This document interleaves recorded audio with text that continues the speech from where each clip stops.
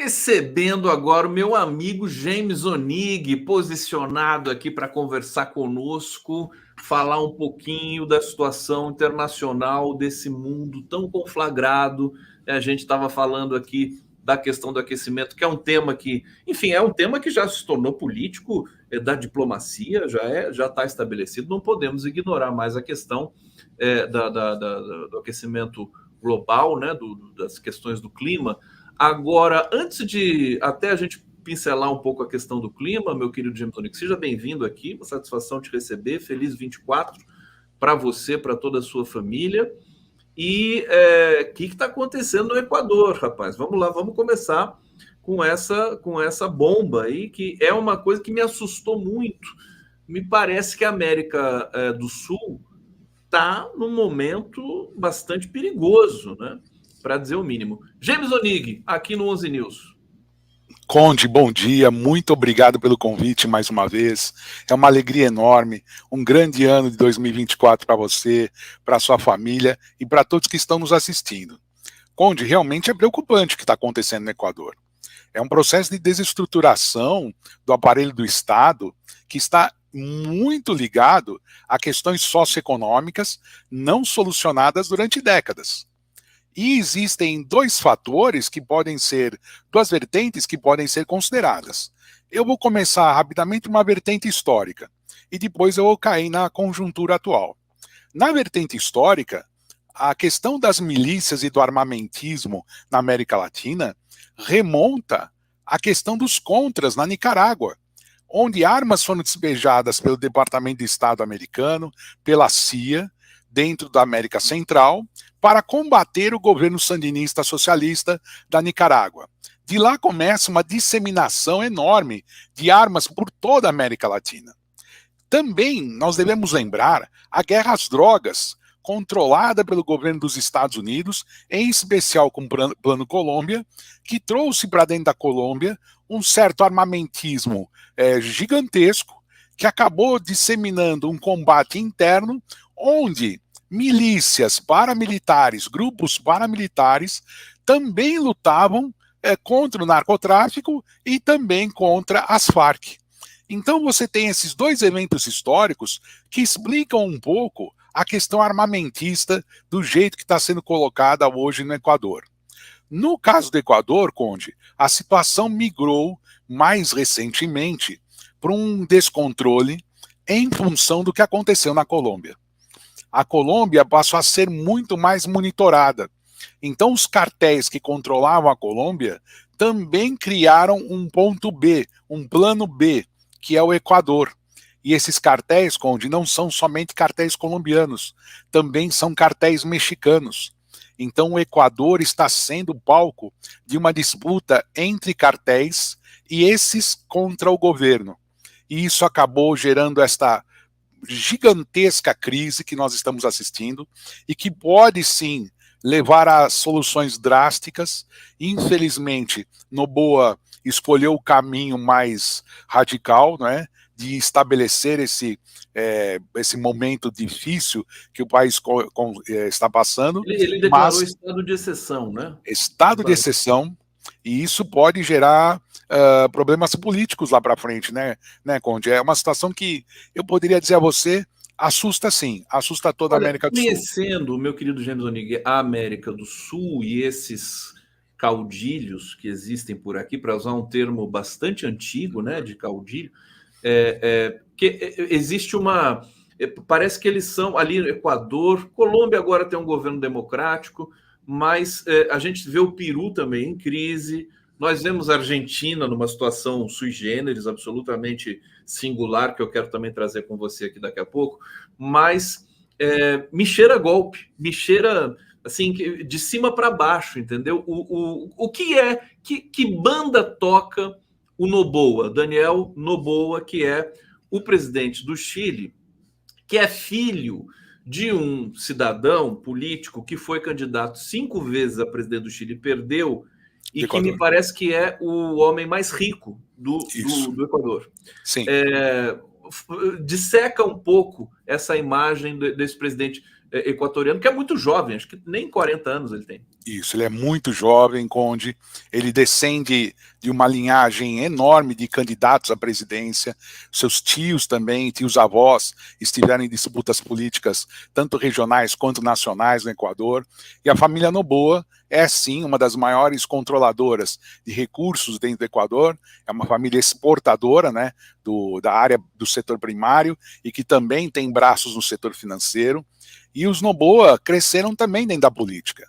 Então, nós temos aí um herdeiro da maior tradição caudilha que você falou, não é? Mas que vinha com um discurso um pouco diferenciado, um pouco mais, digamos.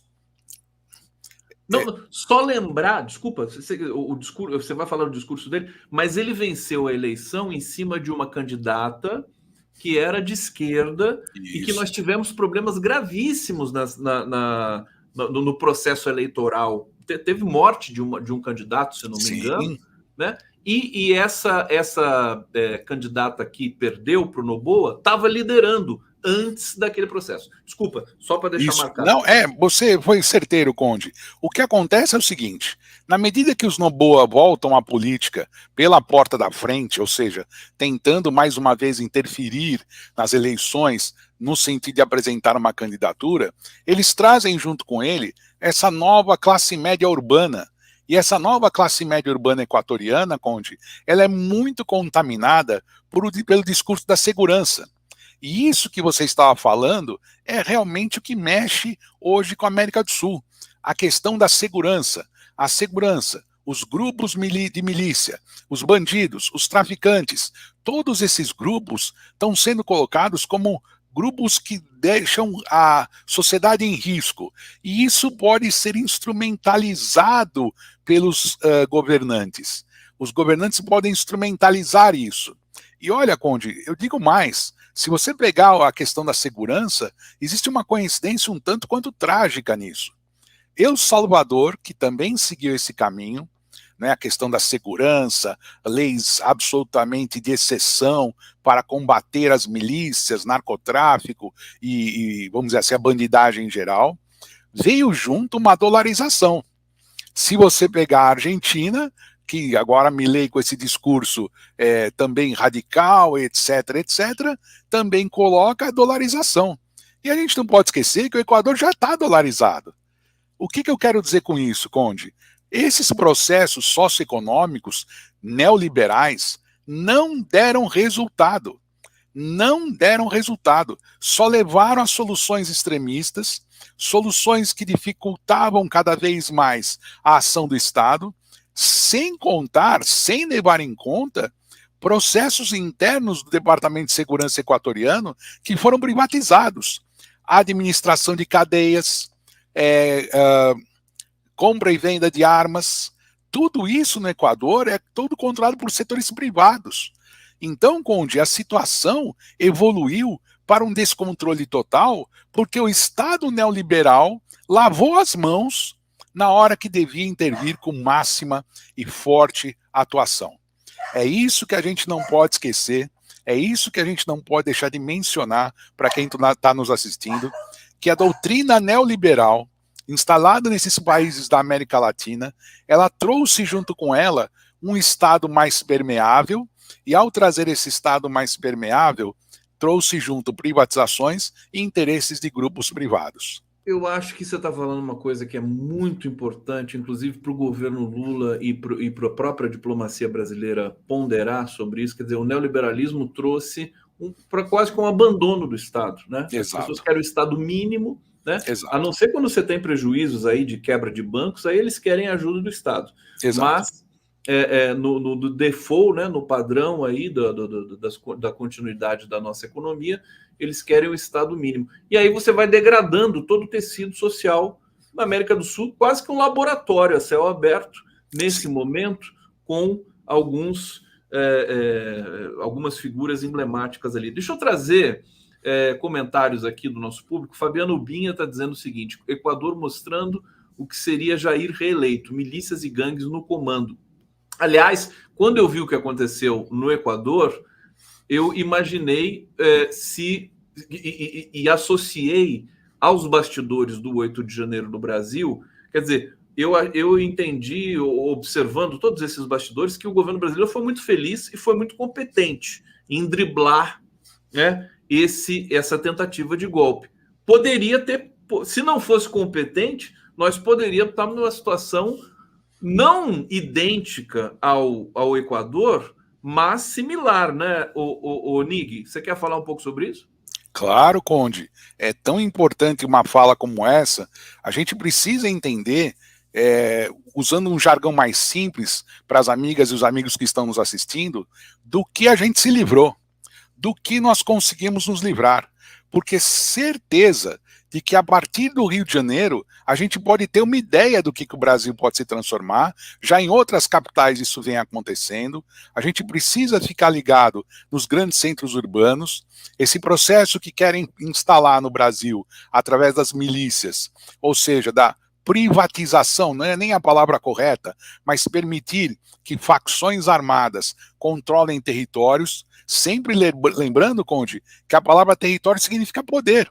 Então é o território da milícia, é o território das Farc, é o território do grupo. Esse território está sendo controlado no Rio de Janeiro, em boa parte por grupos milicianos. E os serviços são dados por eles.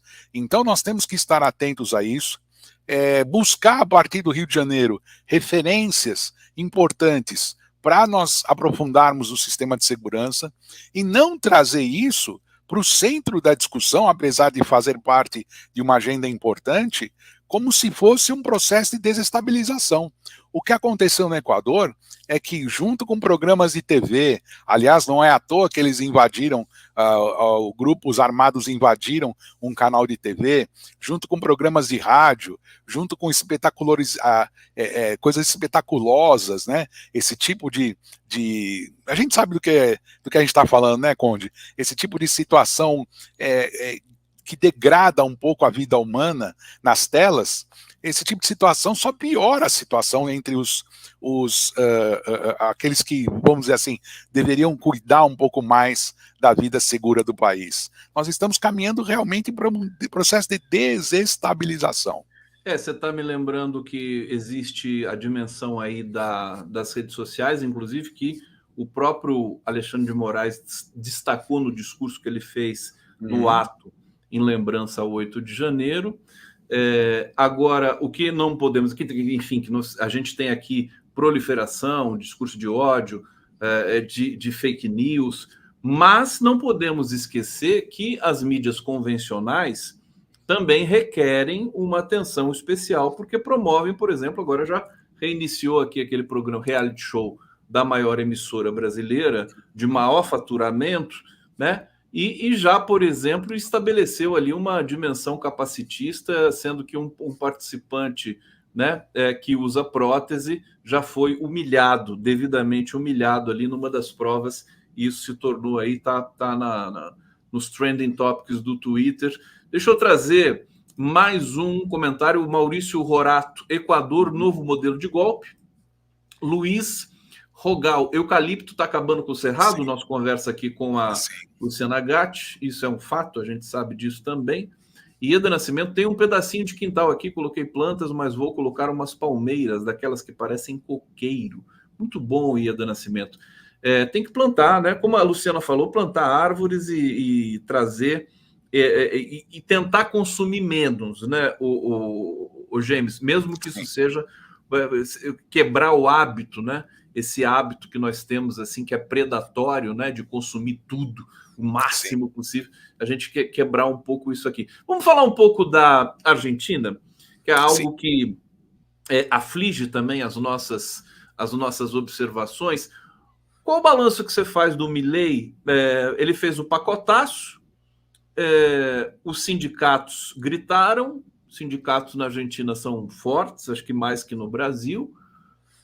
O Congresso também não se dispôs a aprovar facilmente as medidas que ele estabeleceu, que foram mais de 600, né? O que vai acontecer com o nosso país irmão aqui na América do Sul, James Onig? É muito preocupante, Conde, muito preocupante, porque o modelo que quer se instalar é um modelo de choque, a doutrina do choque vista aqui no nosso vizinho. Essa doutrina do choque está caminhando rapidamente para ser rejeitada pelo Congresso argentino assim que ele voltar a funcionar. Então, muitas das medidas que o Milei tomou vão ter que ser ratificadas pelo Congresso. E aí, então, começa o jogo político. Nós vamos ver aí qual o poder do macrismo, como é que Macri e seus amigos mega empresários vão conseguir influenciar o Congresso na votação dessas medidas do Milei. Nós vamos ver como é que Milei se comporta dentro do jogo político interno, porque me parece também que a decepção já é marcada entre a população argentina. E um outro fator importante, que é o isolamento da Argentina do ponto de vista internacional. Porque na medida em que a Argentina rejeita os BRICS, como rejeitou agora, na medida em que a Argentina não se configura como um parceiro potencialmente estável para novos negócios, até mesmo do âmbito do Mercosul, caminhamos efetivamente para um processo de isolamento que mina as forças do nosso terceiro maior parceiro comercial. Lembrando sempre que o primeiro é a China, segundo os Estados Unidos e terceiro a Argentina. Então, Conde, se nós olharmos com muita atenção, nós vamos perceber que a Argentina tem aí uns 2 ou 3 meses de uma interrogação gigantesca. Se essas medidas vão ser aprovadas, e se forem aprovadas, Conde, como é que elas vão ser implementadas?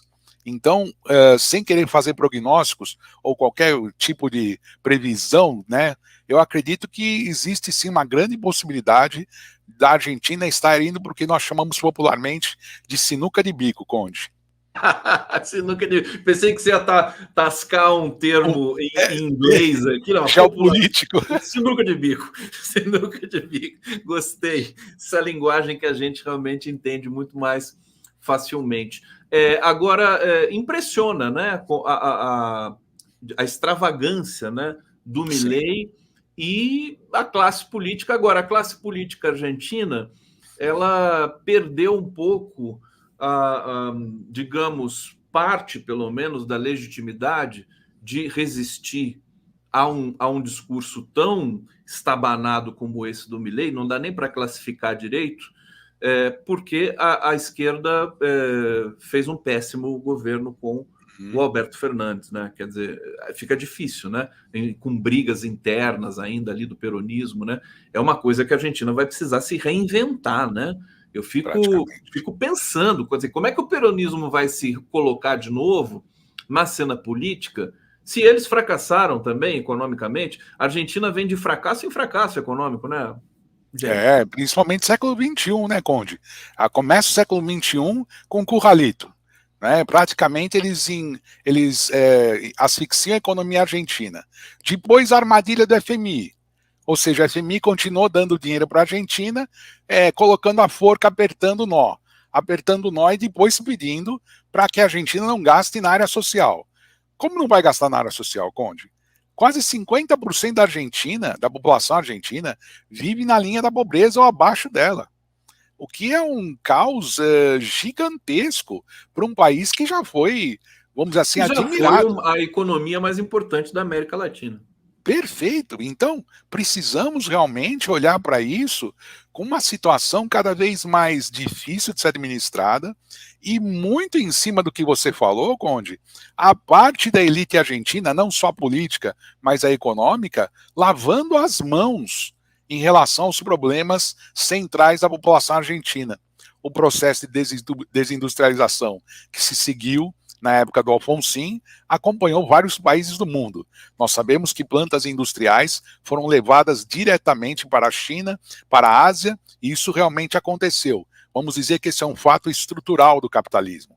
Mas existem os fatos conjunturais, que foi a elite argentina se desnacionalizar, ou seja, a elite argentina não estava mais preocupada com o seu país, a não ser com os ganhos que ela tinha na ciranda financeira e em outras especulações. Ô, Nig, eu confesso que quando eu vi o pacotaço do Milei, em que ele praticamente acaba com todos os subsídios, né, que financiavam passagem de metrô, passagem de ônibus e tudo mais, eu fiquei impressionado com a quantidade de subsídios que a Argentina mantinha. Sim. Quer dizer, um país destroçado já economicamente, quer dizer, num certo sentido, se o Haddad estivesse na Argentina, Claro que ele não ia fazer o pacotaço do Milei, mas ele ia fazer um pacote de também recuperar.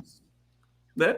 Que é o que ele está fazendo no Brasil. Ô, James, deixa eu aproveitar aqui muito a sua presença, falar um pouquinho da Venezuela, porque nós comentamos aqui no ano passado a crise que foi deflagrada ali por essas questão de Essequibo, Venezuela e Guiana, e aparentemente esfriou, né, esse processo. A que você acredita esse esfriamento? Porque o Maduro foi lá e falou, bravateou e de repente ficou quietinho. Será que foi a posição do Brasil, que foi uma posição muito firme em relação ali? Eu não tenho dúvida, Conde, de que a posição do Brasil foi decisiva para que Maduro tivesse mais calma no caminhar desse tema.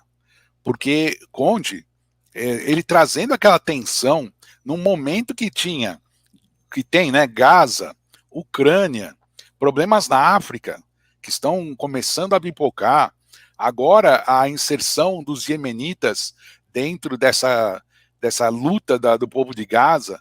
Então, conforme você vai tendo esse processo de, vamos dizer assim, enrolação, vai enrolando o novelo, vai ficando cada vez com mais nós, você traz uma questão territorial do tamanho de Essequibo, realmente é você querer desestabilizar o continente.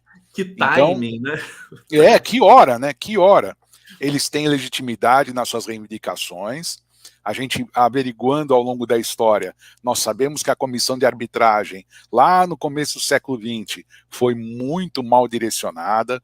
Existem problemas na fronteira, mas o maior interesse, Conde, eu acho que aí é importante lembrar, estão nas reservas de petróleo e gás que fazem parte do mar territorial da Guiana, especificamente do mar territorial de Essequibo. Então, eu acho que o grito que Maduro deu foi também estratégico para a Venezuela, para que a Venezuela possa, através da revisão dos acordos, fazer parte também da exploração desses importantes recursos minerais, sejam ele petrolífero ou gás natural, que podem render, sim, royalties importantes para a Venezuela, que vive numa situação dramática. Isso é muito importante lembrar. Esse é um caminho que eu acho que foi dado ali pela diplomacia brasileira, né? Vamos conversar, que é o que o Lula preconiza e é o que o Celso Amorim preconiza. Vamos sentar à mesa e conversar. E foi isso que aconteceu ali com o presidente da Guiana e o Maduro, né? Ainda no ano passado. Nós tivemos aí uma pequena tensão com a vinda do navio britânico, né? Mas também arrefeceu. Bom, antes de terminar nosso encontro aqui de hoje, eu queria que você atualizasse conosco o conflito na Ucrânia, porque me parece que ele está caminhando para uma definição, né, em que todas as apostas de que a Rússia seria, né, e o Putin ia cair, tudo caíram por terra, né? Na verdade, é o Zelensky agora que está sob risco de não prosseguir, a não ser que ele dê um golpe ali na Ucrânia, mais um, né? Porque 2014 também já tinha sido um golpe das elites ucranianas. Como é que você está vendo esse processo na Ucrânia nesse momento?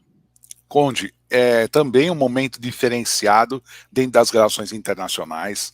Nós estamos esperando que a diplomacia internacional se coloque à frente desse problema e pare de, através da OTAN, armar a Ucrânia, criar embrólios cada vez mais sérios, e vamos para a mesa de negociação. É o que precisa ser feito. Nessa mesa de negociação, Conde, o que é possível vislumbrar nos próximos dias, meses ou semanas, dependendo aí da negociação, é que vai haver um congelamento do conflito. Ninguém abre mão do que foi conquistado, mas começa a se falar num processo de negociação, uma análise mais equilibrada sobre a questão da Crimeia, uma análise um pouco mais pró-Rússia das questões de Donbas e Luhansk, e assim poder estabelecer um vínculo com a parte da sociedade ucraniana que é conversável, se me permite usar esse termo. Porque com o Zelensky não tem conversa. Então, eu acho que nós caminhamos para um congelamento do conflito. Luhansk e Donetsk vão ficar sob a administração russa. A Crimeia, em contrapartida, o Putin aceita não administrar em conjunto, mas abrir a Crimeia para que a exportação ucraniana saia, e assim criar talvez uma administração federalizada, né, daquela região, e ao mesmo tempo a queda de Zelensky. Então são esses três pilares que eu vejo como viáveis nesse momento. Porque do jeito que está indo, e veja como tem relação com a Venezuela, porque até mesmo os Estados Unidos, Conde, estabeleceu relações com a Venezuela assustado com o problema da Ucrânia, não é? Porque sabia que pode haver uma intempérie no mercado internacional de petróleo e por isso mesmo, rapidamente, foi buscar na Venezuela um plano B, deixar ela em stand-by. Tem negociações, tem conversações, houve descongelamento em relação à Venezuela, tudo ocasionado pela crise ucraniana. Então eu acho que nós estamos caminhando para um congelamento do quadro para, num processo de médio e longo prazo, alguma outra solução. E quem diria, né? Quer dizer, goste-se ou não de Vladimir Putin, ele é uma das figuras mais habilidosas, né, no campo internacional. Ele conseguiu capitalizar esse conflito que muita gente, inclusive a nossa imprensa, os nossos analistas, diziam que a Rússia estaria arrasada. Quer dizer, é o contrário, a Rússia acabou caindo no colo da China, como me disse aqui um analista também. Diga, querido, você quer completar? Só para completar, e isso leva também a uma reflexão do poder do bloqueio, do poder das sanções, porque a Rússia trocou os parceiros europeus por vender mais petróleo para a Índia e para a China, vender mais matéria-prima para a Índia e para a China. Não houve impacto praticamente sobre a economia russa num primeiro momento. Isso permite fazer uma reflexão sobre o futuro das sanções nas lutas diplomáticas internacionais. James Onig, aqui no 11 News, quero te agradecer imensamente sua presença aqui, sempre luminosa. Agradecer a todos que nos acompanharam aqui nessa quarta-feira. Amanhã estaremos de volta às 11 horas. Continuem com a nossa programação. Vamos trazer aqui ao longo do dia, né? Aliás, ao longo do dia, né? Todas as informações de Brasília e da cena política brasileira e internacional. Obrigado, James. Uma excelente semana para você. Para você também, Conde. Muito obrigado, grande abraço.